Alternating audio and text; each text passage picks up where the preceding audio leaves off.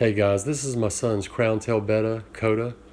Coda was living in a half-gallon little box that my son bought at Walmart up until just a few days ago. I did a fishless cycle on this 3-gallon planted tank that I set up for him and took it over to my son's place, and now Coda's much happier. I decided to go ahead and set up a Betta tank of my own, so I went ahead and I built a pedestal for a 4-gallon Seapora aquarium. This little pedestal is made from poplar and pine. I painted the pedestal with some paint that I got at Walmart. It's onyx black. And I painted the background the same color, the onyx black. The Seapora aquarium is a perfect cube. It's 10 inches cubed. It's supposed to hold 4 gallons, but I did a test fill and it only holds 3.7 gallons. I think it looks pretty sleek on the pedestal.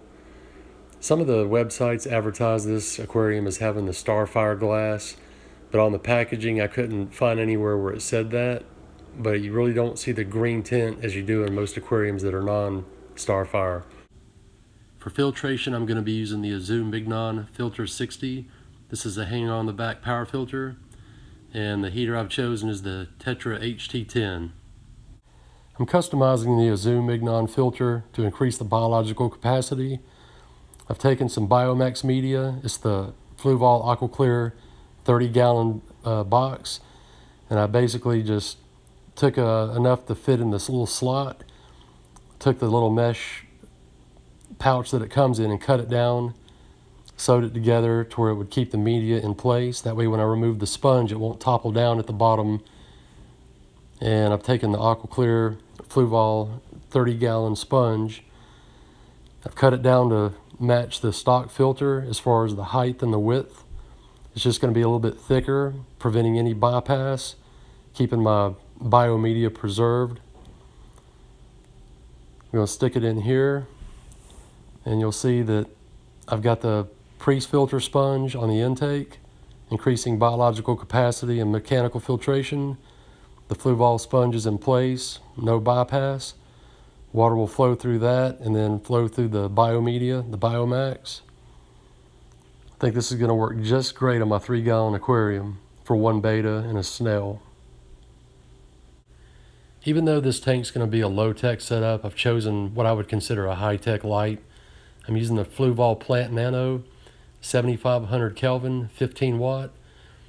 I know it's a little powerful for a 3-gallon tank, but I'm going to be able to adjust the intensity of the different LED channels using the Bluetooth connectivity with my iPhone. I may do a more in-depth review of this light later, but I really want the sunrise and sunset effect. Here's a look at the aquarium with all the equipment installed. This is in my master bathroom on my vanity. This space is unused, and you know you're a fish nerd whenever you have to have an aquarium in your bathroom. I think it looks really sleek with the light and the filtration. The heater's going to be hidden with some driftwood and plants.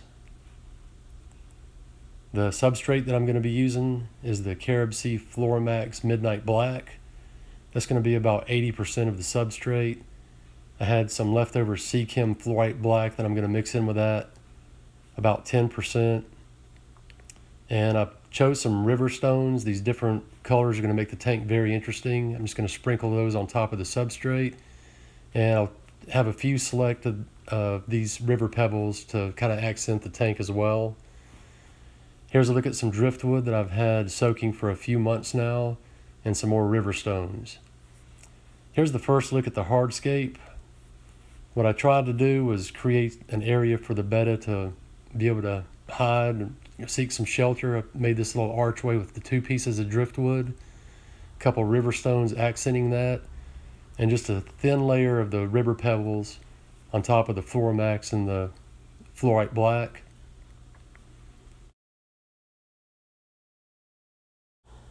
I'm using RODI water, so to make the water safe for my betta, I'm reconstituting it with Sea Chem's Equilibrium for my general hardness, and alkaline and acid buffer for my carbonate hardness and pH. I'm also going to be running a fishless cycle using Dr. Tim's ammonium chloride. And guys, there really is no reason to subject a fish to the harsh environment of a cycling aquarium. You just have to exercise a little bit of patience and follow the guideline for a fishless cycle. Fast forward a couple weeks and I now have a planted aquarium. The only occupant in this tank right now is a tiger nearite snail. I've got my Betta on order. He should be here at the end of this week, and he'll be the star of the next video. I'd like to thank my good buddy Brian from Brian's Fish Tanks for supplying most of these plants. I'm going to leave a link down to his channel below. If you don't know who he is, be sure to subscribe. I'm really digging this aquascape. Can't wait to get the Betta in here. Get you guys another video out. Thanks for watching.